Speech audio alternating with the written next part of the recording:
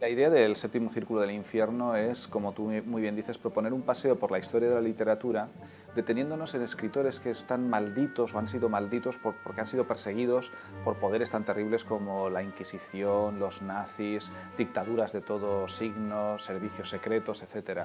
Por manifestarse contra el poder normalmente. Y luego también intenta recuperar este libro muchas escritoras injustamente olvidadas, grandísimas escritoras que, como la historia siempre la hemos escrito los hombres, parece que nos olvidamos de ellas, ¿no? Yo aquí he intentado que en el séptimo círculo haya la recuperación de 15 escritores y 15 escritoras.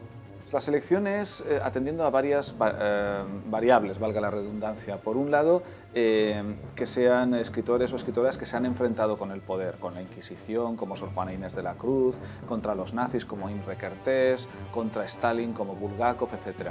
Luego, que haya de distintas tradiciones literarias, literatura rusa, en lengua española, literatura en lengua inglesa, etc. También literaturas aparentemente poco visitadas por un lector occidental, de tal forma que también me adentro en literatura del Caribe, de la India, de China o de África. Con todo ese conjunto de variables y paseando por toda la historia de la literatura, desde la antigua Grecia hasta nuestros días, vamos encontrando un poco de cada uno de estos elementos.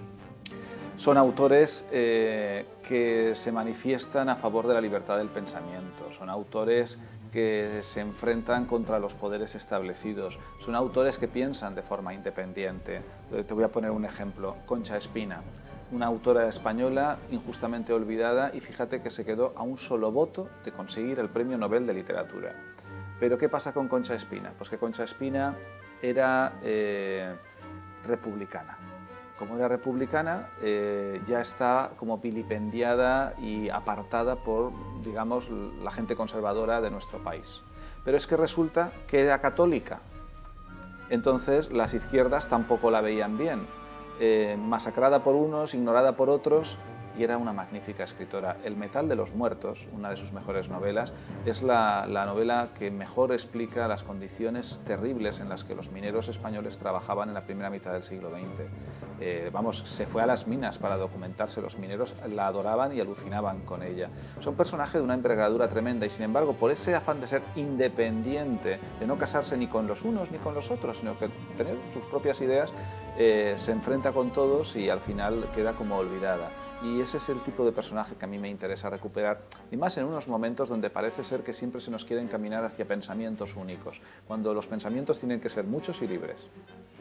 Sí, porque yo creo que lo que une a todos estos autores es que siempre se han rebelado, ¿no?, contra la opresión de la libertad de expresión. Tú fíjate un Mikhail Bulgakov que le acabará escribiendo a Stalin que la libertad de expresión y de pensamiento es algo totalmente preciso para un escritor, y que negarlo como escritor sería como un pez que dijera que no necesita del agua para existir. Y eso lo pone por escrito y se lo envía a Stalin, ¿no? Aún estamos intentando averiguar qué veneno utilizó el KGB para acabar con él. Pero yo lo que digo es que cada vez que alguien abre una obra de Bulgakov, como El maestro y Margarita, y la lee, Stalin pierde y vuelve a ganar Bulgakov, ¿no? Y vuelve a ganar un poco el pensamiento libre, ¿no? Y en ese sentido es por lo que intento recuperar a estos escritores. Una magnífica escritora africana, muy desconocida en el ámbito de la lengua española, de la literatura española, pero que es una de las grandes reivindicadoras, ¿no?, de la igualdad en la mujer, ¿no?, y haciéndolo desde un país como tan complicado para las mujeres como pueda ser Nigeria, ¿no?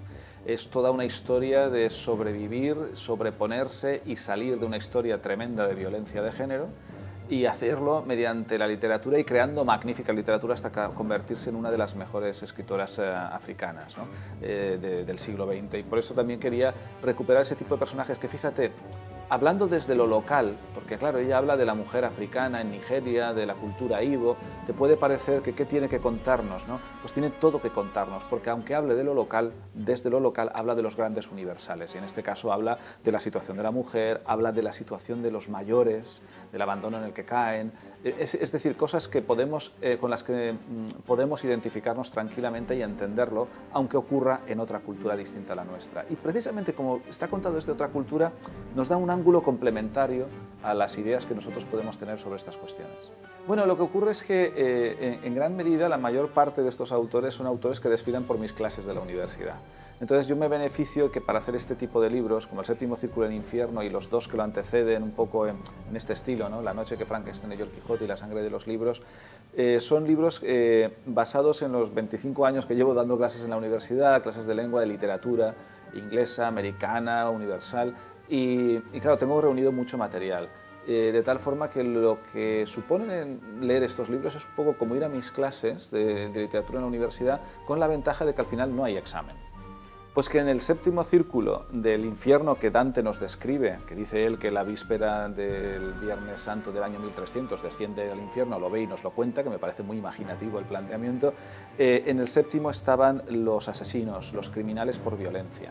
700 años después, Borges, junto con Bioy Casares, crea una colección de novela negra, de novela de asesinatos, que llamarán, por referencia literaria que le gustaba a Borges, el séptimo círculo. Y en ese séptimo círculo incorporará novelas de Hammett, de Agatha Christie, de Chandler, de todos los maestros de la literatura de asesinatos, pero de una autora totalmente olvidada hoy día, Vera Caspari. Ellos ponen hasta 6 novelas. ¿Quién era Vera Caspari? Pues para Borges la mejor autora de novela de asesinatos que jamás haya existido. Pues ese es uno de los personajes que yo también intento recuperar. No porque yo crea que es muy buena, pero no me hagan caso a mí, háganle caso a Borges y leamos a Vera Caspari. No lo sé, porque siempre habría más escritores y escritoras de los que hablar, ¿no?